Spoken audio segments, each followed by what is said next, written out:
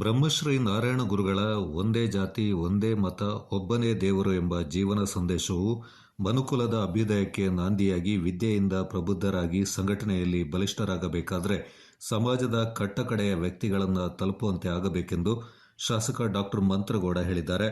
ಸುಂಟಿಕೊಪ್ಪ ಮಲಯಾಳಿ ಸಮಾಜದ ವತಿಯಿಂದ ಮಂಜುನಾಥಯ್ಯ ಮೀನಾಕ್ಷಮ್ಮ ಕಲ್ಯಾಣ ಮಂಟಪದಲ್ಲಿ ಜರುಗಿದ 17ನೇ ವರ್ಷದ ಅದ್ದೂರಿ ಓಣಂ ಆಚರಣೆಯ ಸಭಾ ಕಾರ್ಯಕ್ರಮ ಉದ್ಘಾಟಿಸಿ ಅವರು ಮಾತನಾಡಿದರು. ನಾನು ನಿಮಗೆ ನಮಸ್ಕಾರ ಮಾಡ್ತಿದ್ದೆ. ನಾನು ನಿಮ್ಮ ಊಟ ಮಾಡಲಿಕ್ಕೆ ಕಳೆದ ವರ್ಷ ತಾಳ್ಮೆ ಕೂತ್ಕೊಂಡು ಊಟ ಮಾಡೋದು ನಮಗೆ ಇಕ್ಕಟ್ಟು ಪರಿಸ್ಥಿತಿ ಸಿಕ್ಕಾಕೊಂಡಿದೆ. ನೀವು ಊಟ ಮಾಡೋದ್ರಿಂದ ಭಾಷಣ ಮಾಡ್ಕೊಂಡು ಹೋಗಬೇಕಾಗಿದೆ. ಕುಶಾಲನಗರದಲ್ಲಿ ಕನಕದಾಸ ಜಯಂತಿಯ ಆಚರಣೆ ಕಾರ್ಯಕ್ರಮಕ್ಕೆ ಕಾಯ್ದಾರದಿಂದ ಮಾತ್ರ ಪ್ರೀತಿಯಿಂದ ನೀವು ಕಲಿಯೋದಕ್ಕೋಸ್ಕರ ಇವತ್ತು ಕನಸಲ್ಲಿ ಊಟ ಮಾಡಿದ್ದೀರಿ. ಈ ಸಲ ಬಂದೇ ಬರ್ತೀನಿ ಅಂತ 5 ನಿಮಿಷ ಬಂದೋಯ್ತೀನಿ ಅಂತ ಹೇಳ್ತಾ ಸುಂದರವಾಗಿ ಅದ್ಭುತವಾಗಿ ಕಾರ್ಯಕ್ರಮ ಮಾಡ್ಕೊಂಡು ಬರ್ತಾ ಇಲ್ಲ.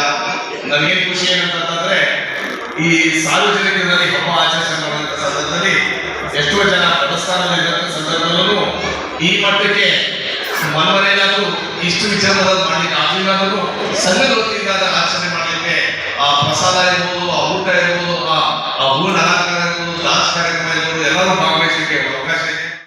ಸುಂಟಿಕೊಪ್ಪ ಪೊಲೀಸ್ ಠಾಣೆಯ PSI ಚಂದ್ರಶೇಖರ್ ಮಾತನಾಡಿ, ಪನ್ಯ ಪ್ರಕರಣವು ಒಂದು ವಿಶೇಷ ಮತ್ತು ಅಪರೂಪದ ಪ್ರಕರಣಗಳಲ್ಲಿ ಒಂದಾಗಿದ್ದು ತಮ್ಮ ಸೇವಾ ಅವಧಿಯಲ್ಲಿ ಅತ್ಯಂತ ಸವಾಲಿನ ಪ್ರಕರಣವಾಗಿದ್ದು ಇದನ್ನು ತಮ್ಮ ಮೇಲಾಧಿಕಾರಿಗಳ ಮತ್ತು ಸಹೋದ್ಯೋಗಿಗಳ ಬೆಂಬಲ ಮಾರ್ಗದರ್ಶನದಿಂದ ತಂಡದ ಸ್ಫೂರ್ತಿಯಿಂದ ಮಾಡಿದ ಪರಿಣಾಮ ಪ್ರಕರಣವನ್ನು ಭೇದಿಸಲು ಸಾಧ್ಯವಾಯಿತು ಎಂದರು.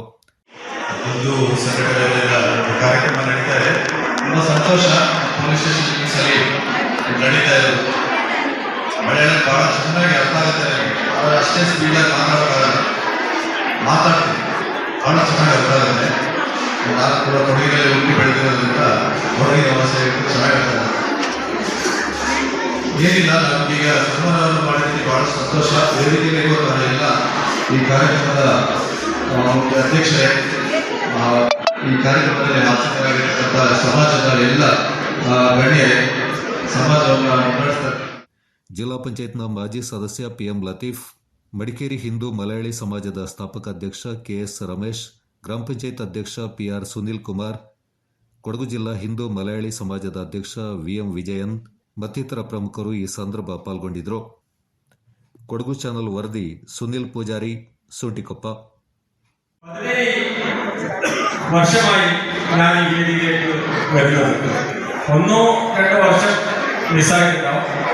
പക്ഷേ എല്ലാ വർഷവും ഞാനൊരു വാക്ക് പറയുന്നുണ്ട്. നമ്മുടെ ഈ സുന്ദരിക്കൊപ്പ ചുറ്റുപാടിൽ വെച്ച് മൊത്തം 200ഓളം കുടുംബങ്ങളുണ്ട്, മലയാളി കുടുംബങ്ങൾ.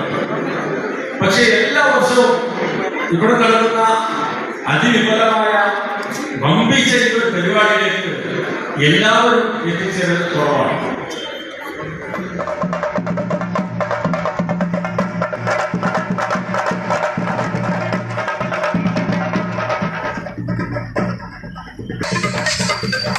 ഇയാളെ ശരിക്കും പിടിച്ചോളണം.